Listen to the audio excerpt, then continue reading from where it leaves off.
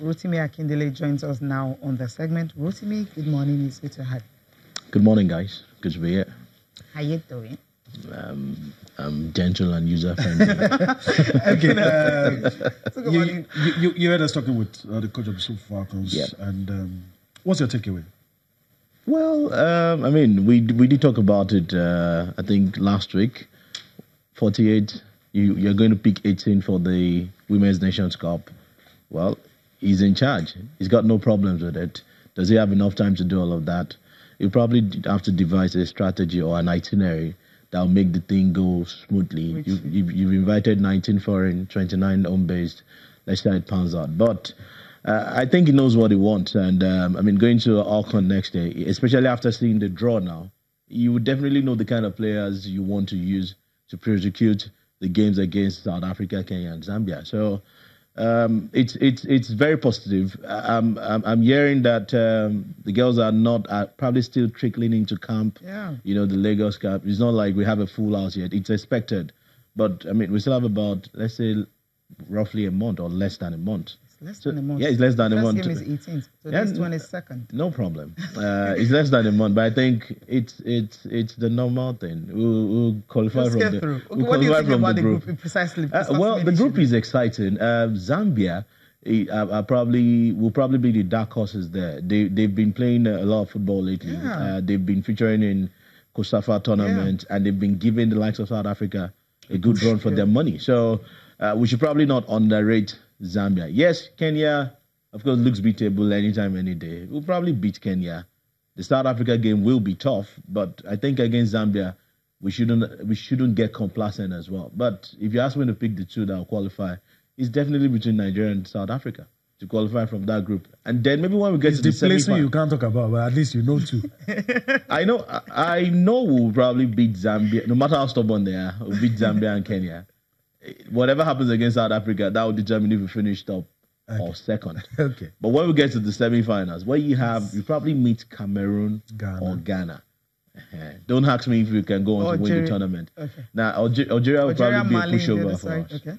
Yeah, but at least between Mali, Ghana, Cameroon, it's looking pretty tough. The truth is these teams have grown. They've developed. They've evolved over the years. So it's not like you predict, Nigeria will win 8-0 or 6-0 against this side. Those kind of scorelines. We don't get to see those kind of scorelines in women football in Africa any longer. So it's still it's delicately poised. Let's enjoy it. All right. But we'll qualify for the World Cup. Okay. No problem. Okay, we'll qualify for the World Cup. I think I love that. That's it. And once we qualify, preparations will have to start. Okay. All right. So talking about African football, let's talk about the Aba Elephants. Talk about Enyimba. We hear that the team has departed for Morocco, and the vibes we're getting, from the players, the coach, is that the guys still feel that they can overturn the first leg deficit right there in Morocco. I don't know if you agree, but they're in good spirits. Bottom line.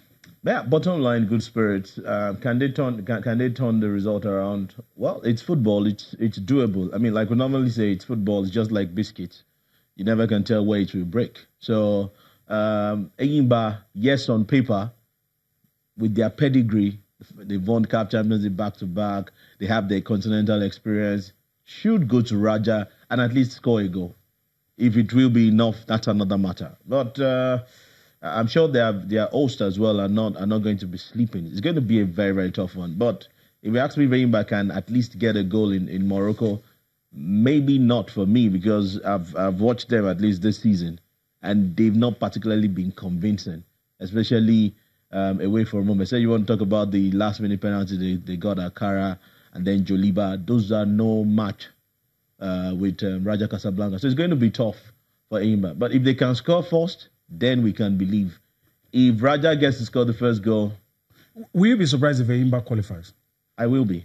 You will be? Yeah, I will be. So you're not expecting them to? I'm not expectant. That's the truth. I mean, it's the interesting thing is you're going to the Mohammed V Stadium. That stadium is not user-friendly. It's memorable. User-friendly in quote. Like, you have a lot of fans that comes in, they intimidate you, not physically, but the noise, the sound. You're talking from experience. Yeah. I mean, we were there for the Chan final. So precisely. the Morocco ambience is is intimidating enough. Can Enyimba weather such storms? Well, it will be good if they can. If they qualify, I will be happy. At the same time, I will be surprised. But I feel it's football, and I'll just stick to it's football. You never can tell where it will break. So, ask me if I'm staying positive. Yes. Ask me if I was surprised if they qualify. Yes, I will be surprised. All right, fair point. So we move on. Not on the part of Enyimba. You'll be surprised if they qualify. We move on and let's talk about the little matter of the Nigerian National League. Some results from the Southern Division, talking about B1 and B2, and of course, Rotimi will take us through some of the stories around some of the centers, and of course, this weekend action will resume in the other division as well. But let's take a look at some of the results. Let's start with what you have right there on your screen.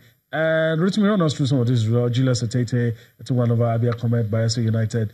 That game that you have on screen was inconclusive, so that's where the drama we'll wait for whatever will happen in that one. Warri Wolves 2-0 victory over Spartans. Your thoughts quickly. Warri Wolves had to win against Spartan. Spartan, aside from Lagos, not good travelers. So expectedly, Warri Wolves would get the 3 points, which they did. But, I talked about the drama. Atete as well. It's not always a very good ground to visit. All right. So I'm not surprised they won against AWCON. But the game between Bielsa, Gateway, why is it inconclusive? I'm not going to come here and talk all the stories around it, but we'll just wait for the NNL team, to come up with a report if it will be concluded. And take a decision, whatever decision. Yeah, just take a decision. If it will be concluded elsewhere, maybe on a neutral ground and all of that, or if the game will be awarded to Gateway. So wait to see how, the highly anticipated tie between Insurance of Benin and 3SC shifted to 28. Well, I didn't get the full gist of why it was shifted.